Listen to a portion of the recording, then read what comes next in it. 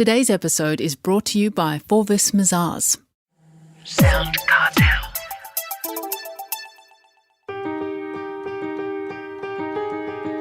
From SoundCartel, I'm Nicole Goodman, and this is Business Essentials Daily.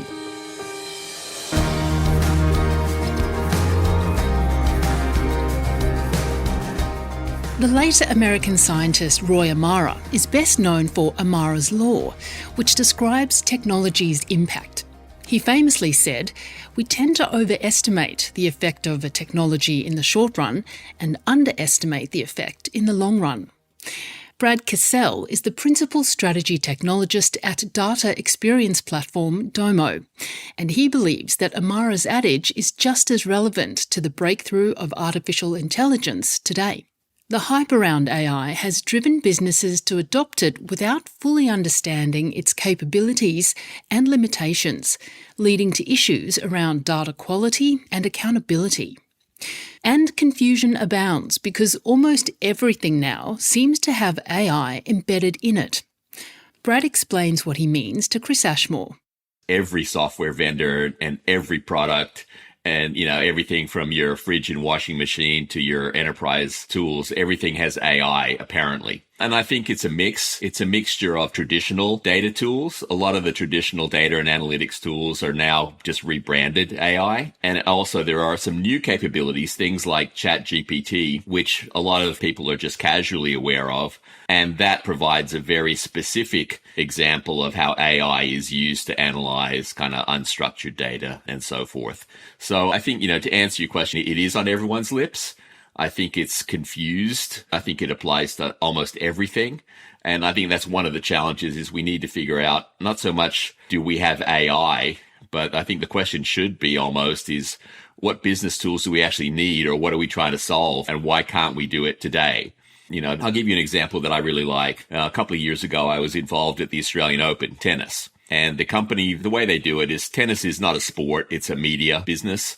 They make money from selling TV rights and managing the TV rights. And every day they had to curate the highlight reels. And that takes an incredible amount of time. And how do you judge what's a good highlight? Is it a good forearm smash? Is it a good rally? Is it a good drop shot? How do you know? But what they were able to do was train AI and use AI to curate those reels every day very quickly. And, it was something that would have been impossible to do from a human perspective at scale. And I think, that's a really good example about how AI could be used. But, there are plenty of very, very bad examples about how AI is being used today. Are we at risk of perhaps relying too much on AI? I think it's a bit of both. On one hand, I think everybody's expected to use AI now and everyone's looking for ways to use AI. So that is a risk. It's a risk it's being used inappropriately or it's being used, thoughtlessly. But on the other hand, I think we're not relying on AI heavily enough we're not really pushing AI. A lot of people are using it for very basic, very simple use cases like, improving an email or summarizing meeting notes. And to my mind, that's just a waste of time. I mean, trying to optimize personal productivity is fun and interesting. But if you're a business and you're looking to use AI at scale, you need to find those use cases that are going to actually generate really significant improvements. Otherwise, it's just a bit of fooling around. So I wish we would rely on AI for the important things and not for the trivial things. Right. Well, you mentioned some of the AI is not very good at all, but what are some of the risks that AI potentially has on businesses?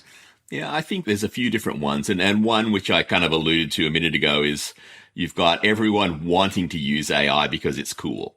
So you have people using it, indiscriminately. It's a really sexy tool. It's a really fun interface, and it presents itself, especially something like ChatGPT, presents itself as a very authoritative source.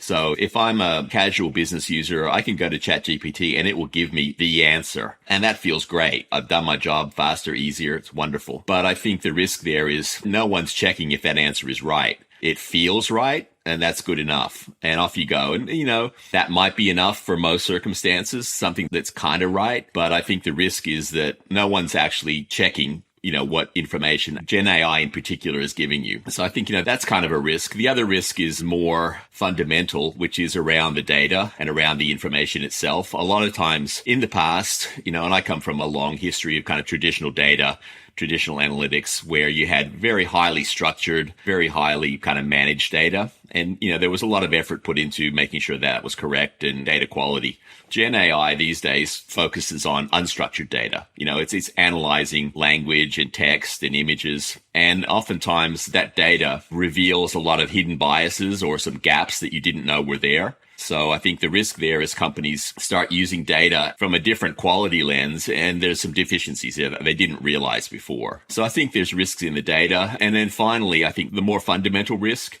is around things like legal or accountability or explainability.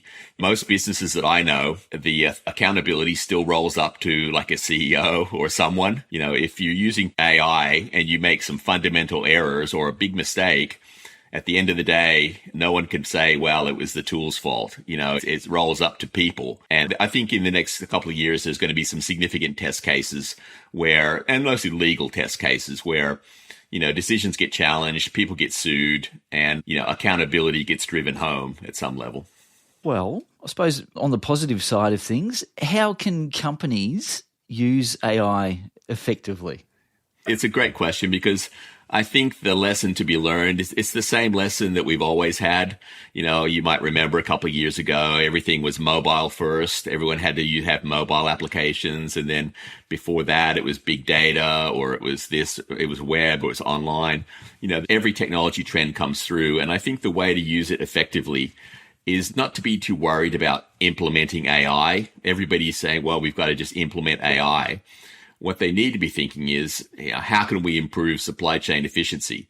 Or how do we improve customer experience? Or how do we improve profitability? Those are the questions. And AI is not always the answer. I think, the best way to use AI is to use it in an appropriate way. Lots of companies have, last couple of years in particular, they've gone down proofs of concepts or pilots or trials. What they need to do now, and we're seeing this already, AI budgets are now being more demanding. Leadership is being more demanding around results. So I think the way to actually prove AI is to hit those high value use cases. It will happen naturally, as it kind of goes through the hype cycle. We're already starting to see a little bit of AI pushback. So I think over time, that question will solve itself. AI will find the right use cases, but there's going to be a lot of people that have wasted, a fair bit of time and burned through a fair bit of money figuring that out. That's my advice to customers is always, what's the business problem you're trying to solve first? And then next question is, can AI help you or not? I wonder what people used to do before AI, because apparently now it's the only solution to every problem. That was Brad Kasell, Principal Strategy Technologist at Domo.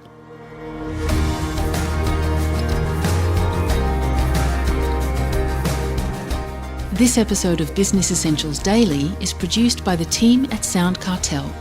Thanks for listening. I'm Nicole Goodman. We'll bring you more Be Daily tomorrow. Follow at BE Daily Podcast across social media and head to bedaily.com.au for more from the Business Essentials Daily podcast. SoundCartel. This episode was brought to you by Forvis Mazars. To find out more, visit forvismazars.com/au. That's FORVISMAZARS.com/au.